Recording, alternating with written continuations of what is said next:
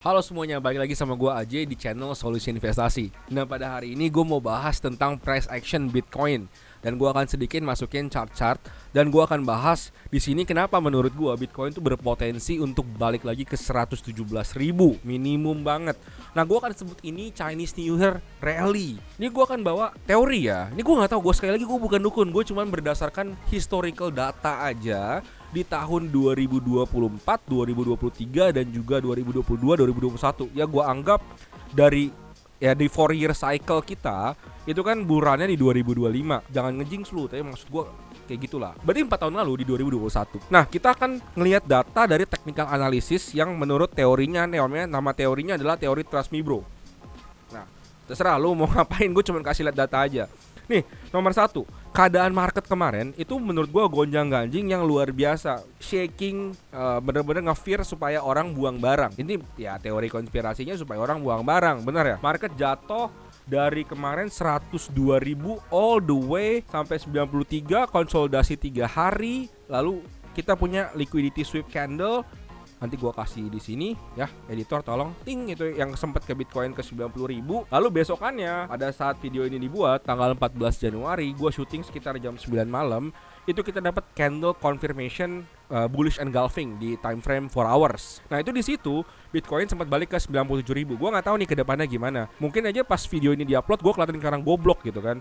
Tapi gue cuma mau bilang potensi gain ke 117.000 itu ada. Dan juga potensi drawdown-nya itu juga ada. Sampai berapa sih koreksinya? Masuk ke teori kita. Sebelum teori kita balik dulu deh. Kita lihat historical data di 2024. Nanti gue minta tolong di fast forward aja supaya kita bisa langsung masuk ke chartnya. Nah, chartnya yang ini nih di 2024. Pertama gue mau kasih lihat di 2024 Chinese New Year itu tanggal berapa sih? Namanya juga Chinese New Year Rally gitu kan. Itu ada di tanggal 10 Februari 2024. Oke, kita cari dari local bottomnya mereka. Local bottomnya di 2024 di bulan Januari. Nah, local bottomnya itu ada di sebelah sini guys. Ini di tanggal 23 Januari di harga Bitcoin 38.000. Lalu kita lihat di sini topnya itu ada di Kamis 15 Februari di harga 52.000. Ini 37%-an sekitar rally-nya dia. So kita lihat rally 37%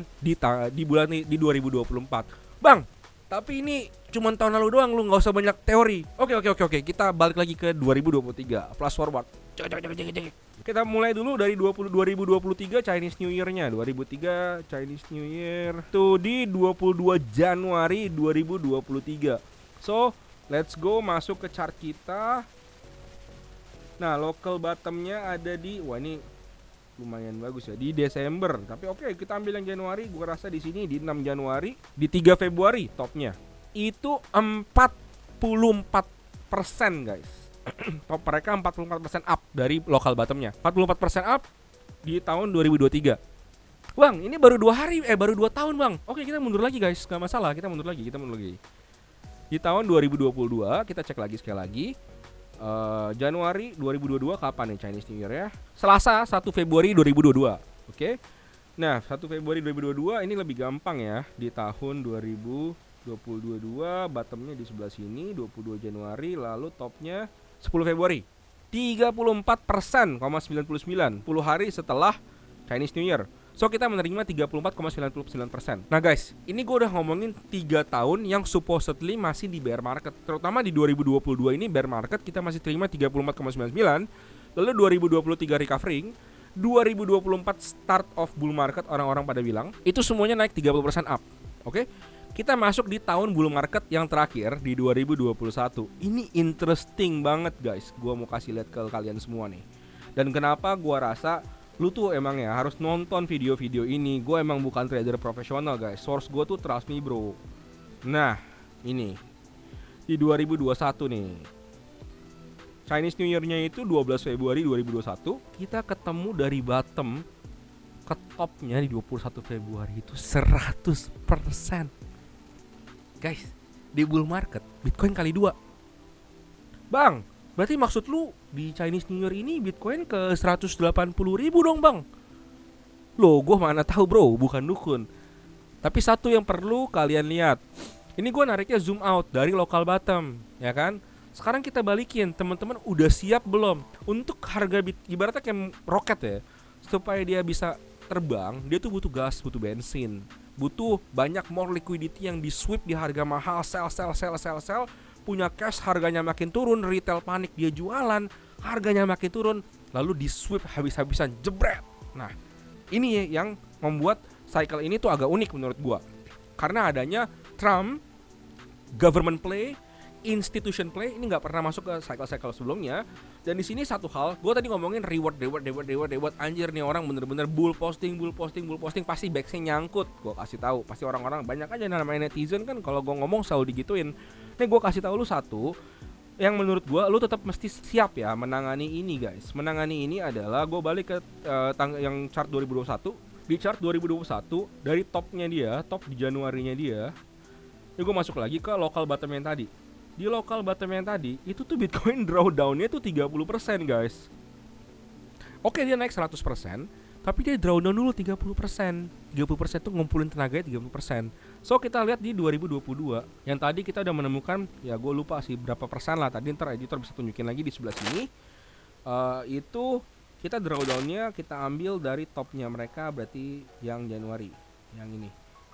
Ini turun ke, itu minus 25% dari harganya. Baru dia dapat fuel ke 40%. Kita lihat di 2023 hal yang sama, apakah itu terjadi juga? Di 2023 ini ada sedikit anomali, karena kalau gua ngeliat sih dari sini di 2023 kita turunnya nggak sebanyak itu. Nah, ini top kita di sini.